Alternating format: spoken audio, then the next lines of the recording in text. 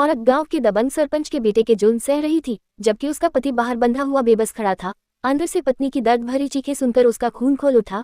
कुछ देर बाद दबंग ठाट से बाहर आया और पति का मजाक उड़ाते हुए बोला, तुझे कुत्ता पालने का शौक है, मैं भी तेरी बीवी से जबरदस्ती नहीं करना चाहता, देखिए तलाक के पेपर हैं, साइन कर दे।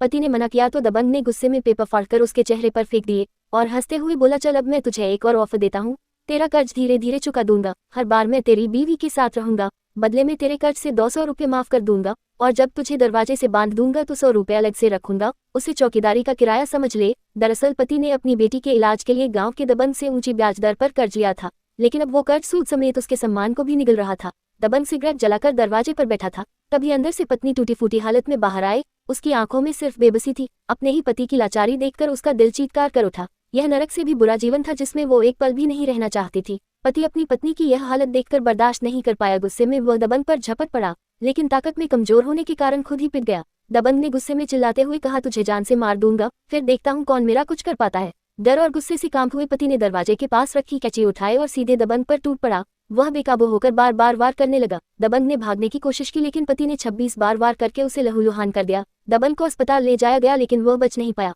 पति को जरूरत से ज्यादा आत्मरक्षा करने के आरोप में जेल हो गई, लेकिन जेल में भी उसकी चिंता बस यही थी कि बाहर उसकी पत्नी और बेटियां अकेले कैसे जिएंगे।